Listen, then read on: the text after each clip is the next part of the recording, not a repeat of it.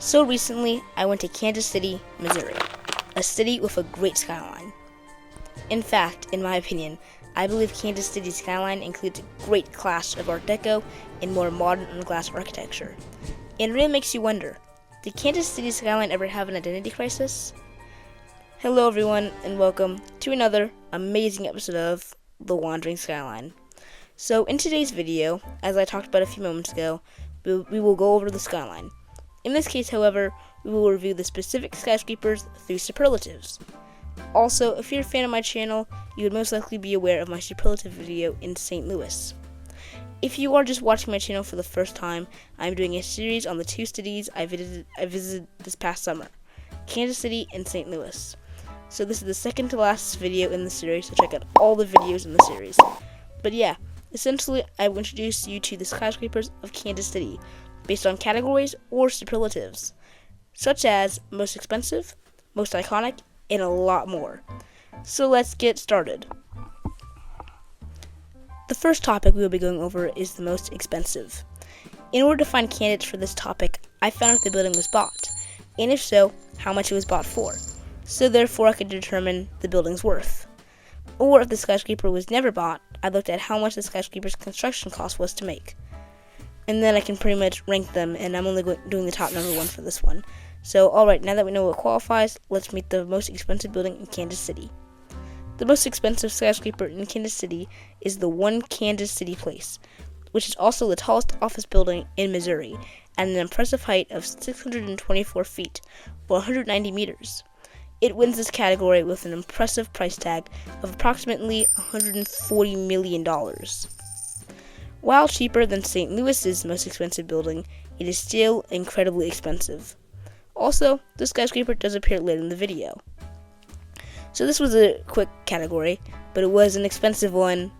I know that was not funny, I don't know what I was trying to do there. But yeah, the next category will be the newest completed. This category is way more obvious, as I really just need to find the year each skyscraper was completed and determine which one is the newest. Also, let me clarify. I am calling any building over 390 feet a skyscraper, and for this video, I am not including non-building structures. So, no like radio towers or stuff like that. So let's meet the only candidate. At the age of 31 years old, it is the youngest in the city. We have 1201 Walnut, the only true skyscraper made after 1990, which is just wild. For example, Los Angeles, a city known for having a boring skyline, has over 20 skyscrapers completed after 1990. Or Philadelphia, which houses around 15 skyscrapers completed after 1990. So what I'm trying to say is, Kansas City, surprisingly, just like St. Louis, has an incredibly old skyline. But they do have one pretty new building, 1201 Walnut, completed in 1991, and then the second place building was actually completed all the way back in 1988, which still is a slightly smaller gap than St. Louis's, but yeah, that just shows how Kansas City and St. Louis both are not getting any skyscrapers anymore, which is sad. So let's just hope that they get more skyscrapers, especially of Kansas City's amazing potential and promising future. So the next category is the most iconic. I think this category's winner is less obvious than in my last superlatives video, but I decided on the Kansas City Power and Light Building, which was once the tallest in Missouri. This building was built during the hard times of the Great Depression. It rose and became a beacon of hope. This building is also an extraordinary Art Deco skyscraper. And then this next category is more subjective, or more so revolves around my opinion. For this category, please comment your thoughts, as this one is more controversial. This category is which skyscraper is the ugliest. The skyscraper I picked for this subject is the City Square. The City Square building is a blocky 402-foot, 122-meter tall building that, in my opinion, just feels plain and uninspired. Just look at it. It is extremely boring and the complete opposite of St. Louis's ugliest building, which is just sad, because that one I personally didn't like, but it had potential. This one is just boring. It has no place in the skyline, and yeah. Alright, the second to last category is rooted in fact. Actually, going back a little into the video where I mentioned the newest skyscraper, well, this is the exact opposite. In case you can't tell, this category is the oldest. This category was a difficult one, as Kansas City houses a ton of not necessarily newer buildings, but more so like middle-aged skyscrapers. So they aren't old, but they aren't new. But I was able to find the oldest skyscraper in Kansas City. And by skyscraper, again, I mean over 390 feet. I found the Art Deco Kansas City Power and Light Building. However, there's another building, I believe it was 909 Walnut Street, which also was created around the similar time as the City Power and Light Building. The Kansas City Power and Light Building has a height of 481 feet, and it was completed a whole 95 years ago as of this video's publication date.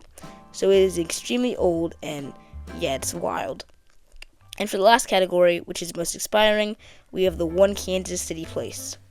One Kansas City Place is what I think is a symbol of Kansas City's skyline. It purposely captures the skyline of Kansas City. I think this building is the most inspiring in the skyline, as it quite literally is the skyline. It captures all the skyline's lows and highs, as it shows the modern and the old. And I think that's such a good clash, as it's supposed to pay homage to the Kansas City City Hall building, which is a beautiful Art Deco building. And this is quite literally a glass version of it, and it's just so cool.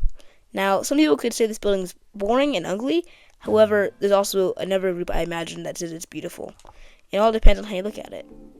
Alright guys, thanks for watching this ranking of Kansas City skyscrapers.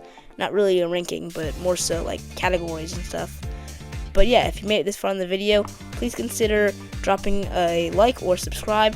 I'm not forcing you, as I believe that no one should ever be forced to liking or subscribing. I'm recommending if you would like to watch more of my content, and you can show me if you enjoyed it or not, as I really would love to accept everything, and please give me feedback in the comments, as I am always trying to become a better YouTuber. Alright, thanks for watching. See you in the next one, or catch you in the next one. Bye!